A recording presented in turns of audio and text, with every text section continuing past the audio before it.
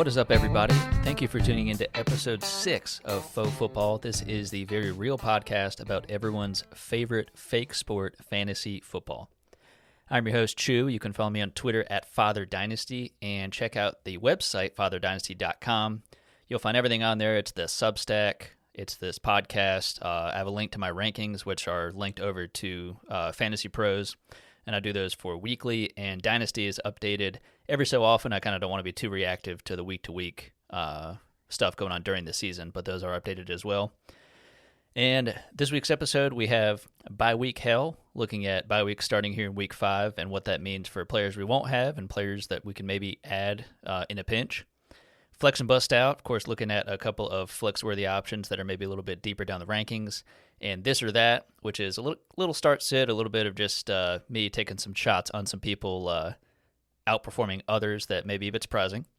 And with that being said, let's get into Bye Week Hell. Bye Week Hell, by the way. I didn't even mention that. So Bye Week Hell, of course, this is looking at Week 5, the first week of bye weeks. And this will be me looking at, for those main players that are going to be out, here are a couple of people that I'm seeing, just for example, I'm in a 10-team Start 8 redraft league, some people that I'm seeing on my waivers that I could pick up if I need to. And looking at the teams this week, you have the Falcons, Bears, Packers, and Steelers all on a bye. So looking at the positions here, quarterback-wise, of course, it's Michael Penix, Caleb Williams, Jordan Love, and Aaron Rodgers. And two that I'm seeing here, Bryce Young going up against the Dolphins, and another one is Carson Wentz going up against the Browns. Bryce Young they both have the risk, certainly, and that's likely why they're not on a roster here. But Bryce Young has had, to say the least, an up-and-down season thus far. I think we were hoping that he'd pick up where he left off last year, and that has not consistently been the case. And I think at least going up against an atrocious defense in the Miami Dolphins, the hope is he can get back on track. And they will also be without Chuba Hubbard. They do have Rico Dowdle, of course, and Trevor Etienne and such. But, will they need to throw necessarily?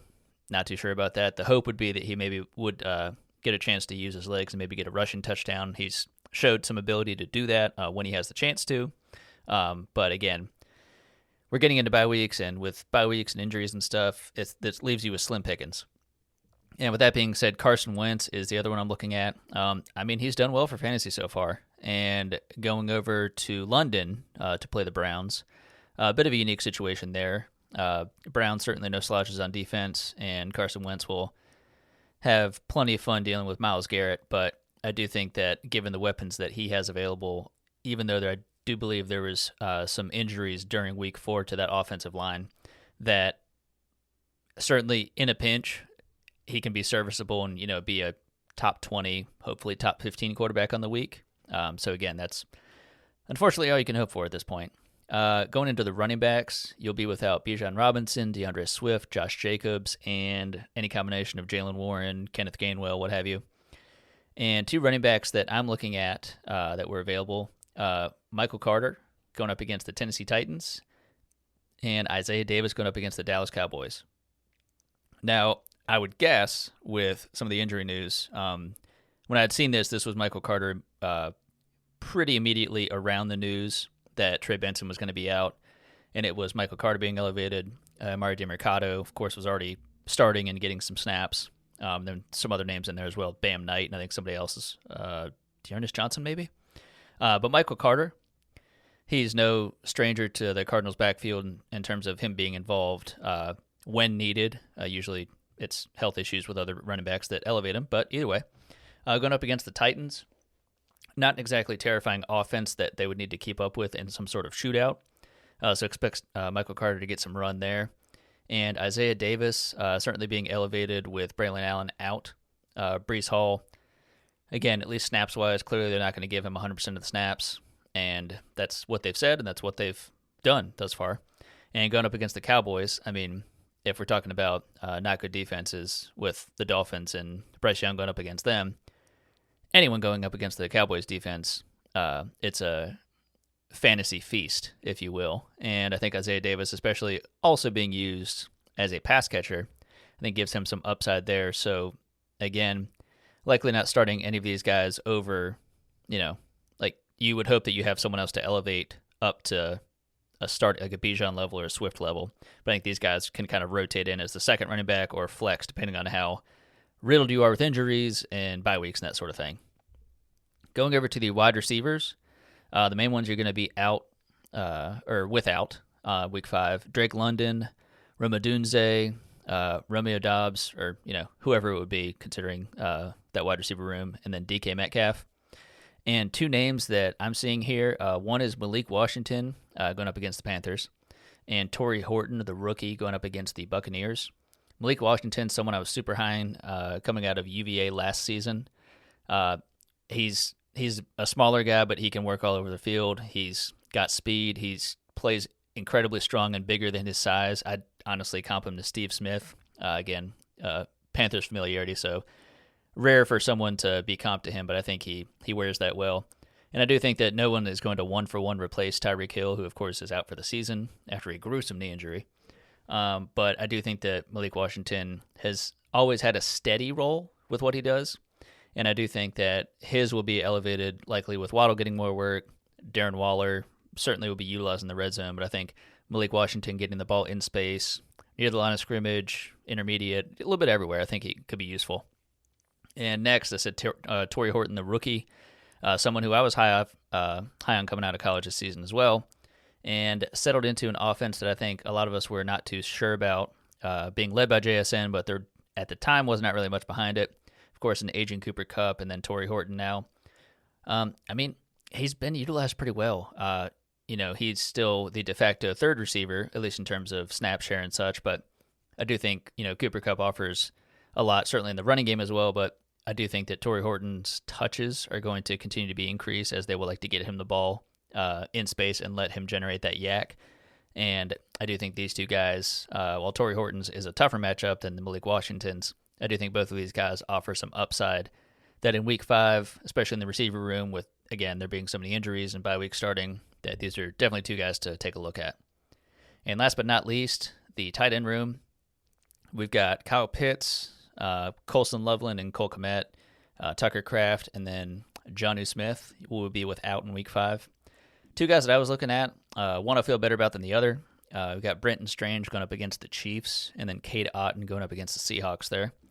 Brenton Strange, I think a big add in the offseason for a lot of people, a good buy low for someone who was going to enter the Liam Cohen offense and had already, once they had gotten rid of Evan Ingram, the thought was it's Brenton Strange's tight end room, and it very much has been.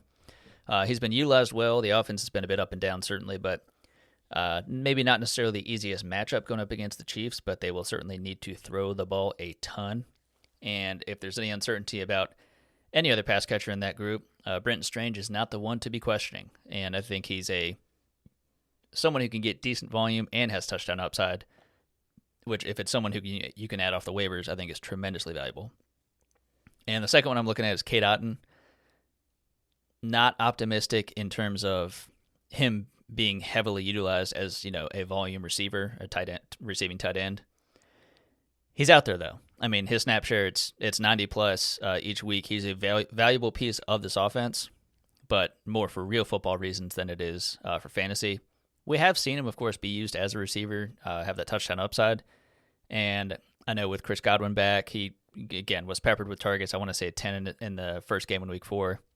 Didn't turn out to too much, but the hope would be that Cade Otton would be able to step up and have that touchdown upside to slink into the top 15, top 20 for tight ends, which, again, outside of the top 3 to 5, it's a pretty narrow difference between the next 10 or 15. But again, it's someone you're plugging in to where if you're without one of those guys and this is all you can get on the free agency wire, then that's what you're going to do. But that does it for bye week hell, and let's go ahead and get into flex and bust out. I'm going to flex and bust out of here. So flex and bust out, this is looking at the running back and wide receiver position specifically, and those guys that are ranked outside of the top 36 at each position in Fantasy Pros consensus rankings. Those are the ones I'm looking at for maybe some slightly deeper flex plays that you could plug in, certainly as bye weeks and injuries have mounted. And hopefully they'll be finishing inside of the top 36. So again, somewhat of a buy low, kind of a start sit question, if you will. And starting off with the running backs first. So we've got Michael Carter as the running back 37, so just outside of that. This, again, could very well change where he could creep into the 36, 35, but at the moment it is 37. And got him going up against the Tennessee Titans. So again, he has been talked about a little bit in the prior segment, but someone who is trusted on the ground in Arizona, someone who I know that Emari Demercado will be utilized, but I do think that Michael Carter will get enough touches to where his output will be meaningful for fantasy, and especially if you're looking for someone who, in a PPR setting, is going to be able to climb into the top 36 on the week. I think that Michael Carter has a very clear pathway to do that. It may not necessarily even be back-end RB2, but I do think he's pretty firmly in that, finishing in that 25, the RB3 territory, let's call it. Next up, Ollie Gordon, listed as the RB41 on the week, going up against the Carolina Panthers. As you can tell, I am big on this matchup too. Not for it to be tremendously high scoring, but both offenses are capable of putting up points, and the opposing defenses are just atrocious. So it could just be a very sloppy game and not a lot of points scored because the offenses are also not that fantastic. But I'm optimistic here in a fantasy-friendly game, at least for a couple of these guys. And again, Ollie Gordon, his usage has been up and down. Again, it is Devon Achane that he is behind, and he's firmly behind him. There's no question about that. But Ollie Gordon has carved out a decent little role, and a lot of his is game flow dependent of what they're trying to do. Of course, Ollie Gordon is much more the thunder to Achane's lightning. And I think the Carolina Panthers, the Dolphins would much rather run on the Panthers than they would pass. But again, either is very much possible. So Ollie Gordon looking for maybe some touchdown upside, as the Dolphins should be able to move the ball down the field, and then maybe depending on the situation, Ollie Gordon being able to punch it in for a touchdown. And another name I already mentioned, Isaiah Davis, RB43 on the week, going up against the Cowboys. Another simple one, especially from a PPR setting. If he's getting himself his 3 to 5 targets, and of course some of the rushes as well. He is a big body. He does have some good speed for his size, and I think that he is someone who is very capable, especially if Breece Hall is not going to be getting. Again, he's gotten most of the touches, but the snaps have been a bit mixed. But that's been with all three of these running backs healthy in Breece Hall, Isaiah Davis, and Braylon Allen. Braylon Allen is now out, so again, I think it's very much going to be split Breece Hall and Isaiah Davis. And even if it's Isaiah Davis only getting a quarter of the work of the actual touches, which could be generous possibly, but I think he has some upside to where he could sneak into the those top 36 there. And wide receivers, first one I've got Rashid Shaheed, wide receiver 41, going up against the New York Giants. Again, the New York Giants, I think that pass rush is really figuring things out, but I think there's less fear of the back end of that defense. And Rashid Shaheed has been a steady fantasy producer. Weirdly, the Saints, at least from a perspective of seeing Rashid Shaheed and Chris Olave do well enough for fantasy, it's been good. At least you get to this point and you're needing someone to plug in the flex spot. And I think being able to get someone like a Rashid Shaheed who he can take the top off of defense, will Spencer Rattler be able to capitalize on that? Maybe, maybe not. But you can trust that he's going to get the ball enough to where in a PPR setting, I feel pretty confident of him having a decent enough floor and someone who can very well climb into the top 36, especially against the Giants defense that has been getting better as the season's progressed, but I think can still give up some points to wide receivers.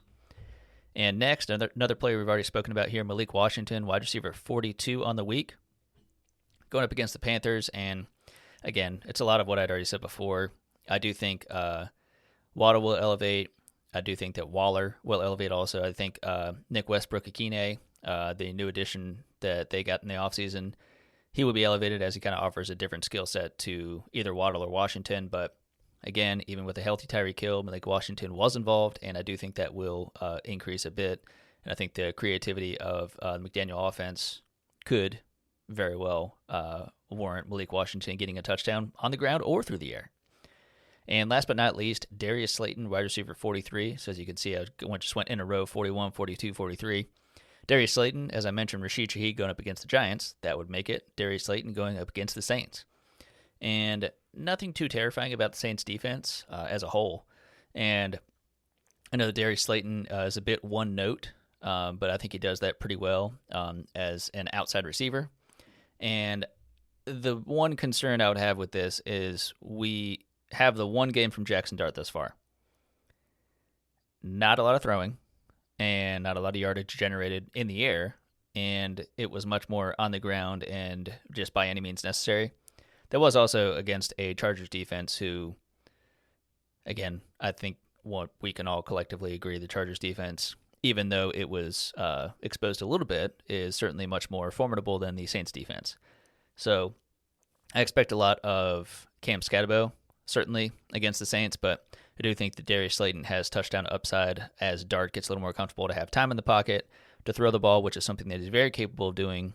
And I think that, Slayton is not going to be the volume monster that Wan'Dale Robinson is, even in Malik Neighbors' absence. But I think Slayton does have some touchdown upside that when you're going for a deep flex, that's oftentimes all you can hope for. But that does it for Flex and Bust Out, and let's get into a little bit of a this or that. No this or that. So this or that, this is where I'm looking at two players maybe closely ranked in Fantasy Pros consensus rankings, and I mean, this could either be a start-sit situation if it's someone who's kind of on the fringe, or this could just be people that are both higher ranked and you would start both of them. But I'm saying that they would finish higher for fantasy's sake during the week. And I always do my weekly accountability tweet. So usually on the Tuesday or so after all of these games, I like to recount all of the kind of claims and stuff I've gotten in my weekly article on my podcast. So go ahead and check that out. I think I'm a little bit over between 50 and 60% hit rate of getting these right. So, and I try to make them a little bit juicy so it's not just super, super easy. But the first one I've got here is for quarterback, and it's Justin Fields going up against the Cowboys, and Jaden Daniels in his return going up against the Chargers. So, of course, one of these has an easier matchup, that's for sure. But I think on a week-to-week basis, we don't know usually what we're getting from Justin Fields. But as he showed last game and in many other games in his career, one thing that you can hope for is a lot of rushing upside. And I do think that the Justin Fields-Garrett Wilson connection, we'll see that a little bit. And I do think also that Fields, having to keep up with the Cowboys offense, as we saw in a very weird Cowboys-Packers game, Fields will need to put up some points there, and I do think that it's going to kind of default to him doing it with his legs. I have him, finishing as a top 5 quarterback this week, and Jaden Daniels, again, having a tougher matchup, despite the Chargers just losing to the Giants narrowly. But Jaden Daniels, he's had a couple of weeks now, and Mariota has filled in honorably. But I think Daniels will pick back up where he left off, so to speak. But I do think it will be hampered slightly a little bit by this Chargers defense that's trying to get back on track. So, again, still have Daniels as a good top 10 finisher this week, but behind Justin Fields. And the second one, a little bit further down the rankings there. And I've got Dylan Gabriel going up against the Vikings, and I have him doing better than Cam Ward going up against the Cardinals. This one's unique for a lot of reasons. Both, of course, the rookies. I think I'd actually done a pick last week of Dart going up against Ward. Just, again, another rookie matchup there. But Gabriel, this will be his first start. Flacco, of course, going to the bench.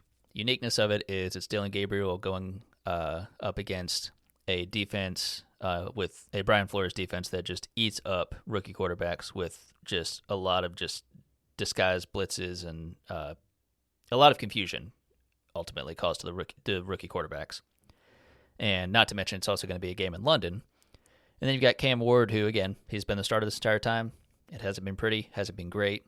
I think really the lone bright spot in the pass catchers there has been Alec Ayomanor and yet another rookie. But Cam Ward getting a pretty juicy matchup, I would say, going up against the Cardinals. And they've certainly been shown to be vulnerable to almost allergic, if you will, to stopping people from scoring fantasy points on them. And what does that mean for Cam Ward? I mean, it could very well be the best game of his season thus far. That doesn't mean a whole lot, though. So for me, it's kind of a wild card one because, again, I think you saw last week with Jackson Dart going up against the Chargers. Probably a little leery about that and not sure how it was going to go. turned into him being utilized heavily as a rusher, and it worked out tremendously well for anyone that had the balls to start him. So for me, I know Cam Ward has not done well, but it's his best matchup that he's has had thus far, and Dylan Gabriel stepping into what is ultimately a very tough matchup. So I'm still going Dylan Gabriel, and I'll pick him for now because I'm sure by the time after their bye week in week 8 or 9 or so, I'm sure we'll get some Shedeur for the last couple of games of the season. So, we'll see what happens there. Next up, running back. I've talked about the rushing attack for the Giants a little bit. I am picking Cam Scatterbo going up against the Saints over the veteran and Derrick Henry going up against the Texans. Again, some of Henry's stuff has been game script in terms of his lack of usage, or his spotty usage. Also, some ball security issues, something that has never been what we would attribute to Derrick Henry really at any point in his career. But going up against the Texans there, and Cam Scatterbo, he has very clearly grabbed onto that RB1 spot in New York. Again, I think they're going up against a pretty rough defense, and that's not a compliment, in the New Orleans Saints. He looked pretty comfortable behind Jackson Dart, and I believe, as of this recording, Tyron Tracy is out once again, so you have Devin Singletary stepping into the RB2 role. Again, not really a threat to take away any meaningful touches or snaps. And yeah, with Derrick Henry, I do think he's going to get back on track. I don't think he's washed or done or anything like that, but they are also without Lamar Jackson for this week. So again, the Texans not a terrifying team thus far, but the stronger point on their team would be the defense. And I'm just not really seeing Derrick Henry getting a lot of running room there, and I think it's going to be a fairly ugly game considering what we probably thought it would have looked like at the beginning of the season. And next up, I have Devon Achane going up against the Panthers, and then Jonathan Taylor going up against the Raiders, and I have Achane actually beating Jonathan Taylor. Now, this one's probably another juicy one as well. Achane, of course, has had a fine season thus far, but Jonathan Taylor has just been shot out of a cannon. And I do think that Achane, as someone who, this Dolphins offense is trying to get on track, and I think we're seeing glimpses of that, of Achane being utilized well, both as a runner and a receiver. And I think that, again, this is all PPR, so that's kind of the standpoint where I'm seeing where I think he's going to be in the absence of Tyreek Hill. As everyone kind of steps up, Achane is also going to be elevated a little bit as a receiver, and I don't think his rushing attack is going anywhere. Jonathan Taylor, I think a lot of things have gone well in terms of him being able to break off some of these longer runs and everything. And thus far, the Raiders have actually been relatively stingy. And in another podcast I was doing, I think the most rushing yards one running back has got thus far on them is Jeremy McNichols. And it was in 4 carries, and he got like 78 yards. Again, mostly off of one run. That could be more so because there's more passing than it is running. But there's been some decent running backs that have gone against the Raiders and have not done tremendously well in the yardage department. So they could be in the right spots, and Jonathan Taylor gets some touchdowns. But again, I think Achane is going to be the one to start this week. Wide receivers, why not pick another Dolphin and someone who I've talked about 5,000 times in this podcast? Malik Washington going up against the Panthers, and then T. Higgins going up against the Detroit Lions. I'm going Malik Washington. It's really weird to say it, but I mean, that Bengals offense has been tough to watch in every aspect of it. Chase Brown hadn't had running room even when Burrow was still starting, but you could at least depend on Higgins and Chase to get some looks from the, top-end arm of Joe Burrow. Now it's Jake Browning. The offensive line is still terrible. Chase Brown still has no running room. Really, of the receivers, I have more optimism in Chase to at least get some targets and then be able to generate something after that. And not saying Higgins won't get any targets, but I think he's not going to really have much breathing room, and I think it's not going to be anything tremendously valuable, especially going up against a stingy Lions defense. Malik Washington, I won't beat a dead horse in the sense of talking about him more. I liked him coming out of college and still like him as a player, like the rest of this season as an opportunity for him to kind of grow his role and kind of show what he can do on that Dolphins offense. And the second one for wide receiver, got Garrett Wilson, of course, going up against the Cowboys, and then Nico Collins going up against the Ravens. And I'm going Garrett Wilson here. Again, he is, if I remember correctly, before this week, he has second or third most targets this season. So again, he is a pivotal piece of that Jets offense, especially with no one of note behind him as a pass catcher at any other position, really. And I would really say that even includes Breece Hall. Certainly he's a capable receiver, but it's Garrett Wilson and then everybody else. And them going up against the Cowboys, again, susceptible in every facet for that defense, and I think Garrett Wilson's going to do well. Nico Collins, I mean, the Texans have not done right by C.J. Stroud. I had mentioned it to a buddy before. He basically got the reverse Bryce Young treatment of C.J. Stroud steps in, he's surrounded by these weapons, he's got a good play caller, and a capable offensive line. Capable, not great, but capable. They strip down the offensive line, they send away his play caller, and then they just say, go figure it out. So after a sophomore slump, that's what they did. And that's what we're kind of seeing the fruits of that poor labor in that offense not looking very good. Again, they are going up against the Ravens defense that has been an absolute sieve, bizarrely. And, who's to say how that's going to go this week? I think it could be an opportunity for the Texans to get a little more back on track, but I don't think it's going to be by way of Nico Collins outproducing Garrett Wilson. And the final position, the tight ends. I've got Hunter Henry going up against the Buffalo Bills and Brock Bowers going up against the Indianapolis Colts. I've got Hunter Henry outproducing him. Henry has been a monster this season and has had a pretty big target share in that Patriots offense. Again, much of that, because I think he's not really surrounded by tremendous weapons otherwise. You have Stephon Diggs and company, but it's Hunter Henry that is the steadying receiving force there, also getting some touchdowns as well. And going up against the Bills, I think that's going to be a pretty grueling game. And again, the Bills can death by 1,000 cuts in terms of on the ground, through the air, a lot of different ways to win. But I do think that Hunter Henry will be highly targeted. I'd say at least 8 targets. And if they're able to actually get in scoring position, Henry possibly getting a touchdown. And Bowers, whether it's the knee, whether it's just the change in the offense and play caller and everything, I'm not sure, and quarterback as well, but has not been quite the same as how he was utilized last season. So, again, it might just seem, based on name value, that it's bizarre to pick Henry over Bowers, but I don't think it's that crazy. And the final one, got Darren Waller going up against the Panthers, taking him over T.J. Hockenson going up against the Browns. Again, Carson Wentz, I think, has been the right one to add here. Again, regardless of whether J.J. McCarthy's injury was real or not, was as severe as they said, I have no idea. It seemed kind of bizarre when it all happened and kind of the timeline of how it all happened, but Carson Wentz is more than capable as a high-end backup. And I think it's worked wonders for all of the pass-catching weapons there in Minnesota. But Darren Waller, again, only playing maybe a quarter of the snaps-ish, and in Week 4, pulling down 2 touchdowns, and they were talking about utilizing him more. Again, that was his first game of the season, him dealing with some injuries thus far.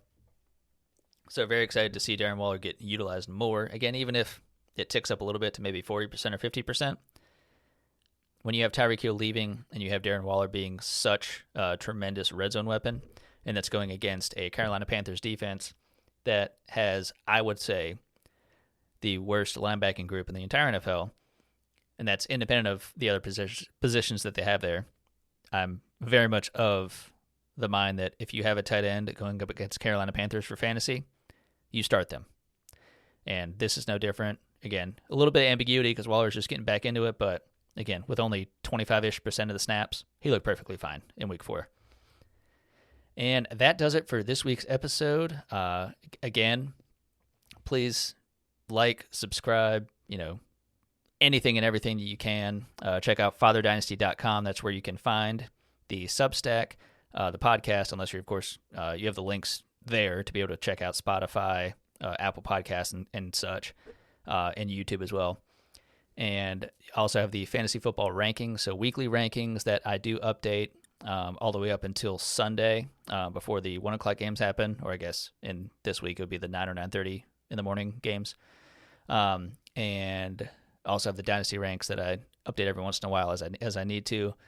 And Yeah, thank you for listening. And if you want to let me know anything about this episode that you love or you hate, I'll take it either way. Check me out on Twitter at Father Dynasty, but have a happy and healthy week 5.